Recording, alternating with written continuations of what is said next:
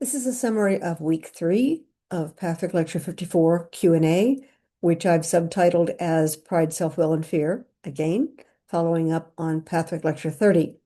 This section is about self-will versus free will and telling the difference. And I selected one of the questions because it is a Q&A, many questions on many topics. I selected one of the questions to open this section. And that was, isn't the answer to problems of self-will and pride to simply follow God's will? That kind of question strikes me as very disingenuous, and it can sound so reasonable. Why not? Why wouldn't you do that?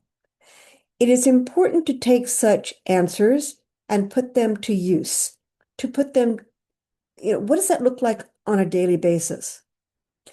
Does God tell you how much milk to put on your cereal?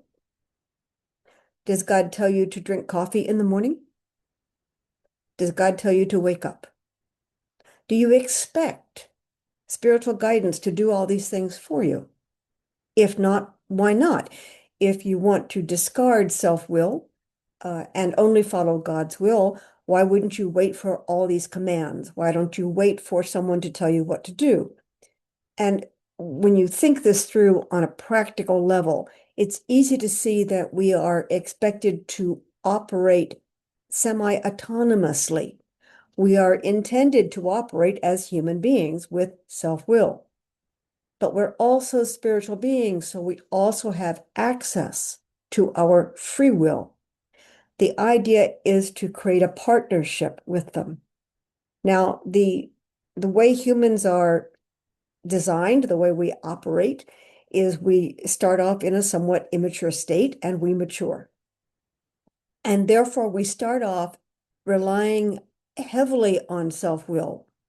And it is only later in life, 20s, 30s, 40s, etc., that we begin to realize that there's another part of us, that there's more to life, and we reach out through reading, through spirituality, through philosophy, to find what this other part of us might be.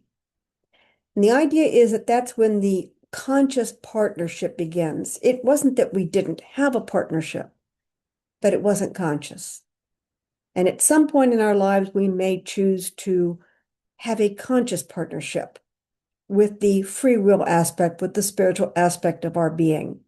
That's always meant to be a partnership, not a handing over.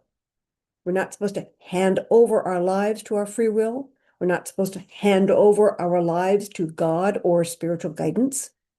And even if that did happen, besides the obvious, no spirit has time to tell us what to do every second of every day. Every word that comes out of my mouth is not to be determined by spirit. I need to do some of this myself. It's lifting. There's a lifting quality to life that allows me to exercise my self-will and correct it and make it cleaner, purer, more aligned with my free will. But if I don't exercise it, which is another section in this week portion, if I don't do the daily exercise, then it atrophies. My self-will atrophies. It doesn't get used. It doesn't get cleansed. I don't notice where it needs help, and I don't have the self-will to address it. So for all these reasons, the idea of turning everything over is a desire to go back to some sort of infancy. And if you think about it that way, nobody really wants that. What we would like to do is we'd like to be aligned. We'd like not to be constantly falling into potholes and pitfalls and shortcomings and be the victim of our limitations and our faults. We'd like to surpass that and be the best we can be. And part of that is to address these things, not to move past them.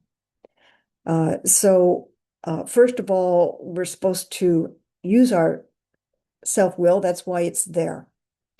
Secondly, it's supposed to be a partnership, not one or the other. That's duality. Thirdly, if we pretend that we're going to turn things over, the question becomes to who, to what? How do we decide what voice, what urge, what energy to turn these things over to. That in itself is a choice. And if we're not going to exercise our ability to discern the difference between good and bad, aligned and misaligned, then we become vulnerable to negative energies. We become vulnerable to listening to voices that are not in our highest good, our highest interest, voices that are more controlled by various psychology from our childhood, from the authoritarian aspect of society. So decision making is like daily calisthenics. It's meant to develop us. What we don't do well, we need to spend more time with. And it is always a decision to decide what to listen to. When you look at lectures and you some interest you and some don't, that's not an accident. Now, could it be that you aren't interested in something because it would challenge you and you don't want to be challenged? Yes, that is true. But you'll notice that. Over time, you'll begin to notice there will be a place in you where the free will is curious and the self-will has to protest more and more against learning something. And you begin to notice that tension, that back and forth. And that noticing has to become a conscious process that needs to be overcome. We utilize our self-will in doing that. So the fact that a tool is flawed or can't be used 100% of the time does not invalidate it as a very important tool for life. So short summary of Patrick Lecture 54 Q&A, Section 3 on the roles of self-will and free will. I hope you read the whole lecture. It's fascinating in its diversity of questions. Thanks for listening.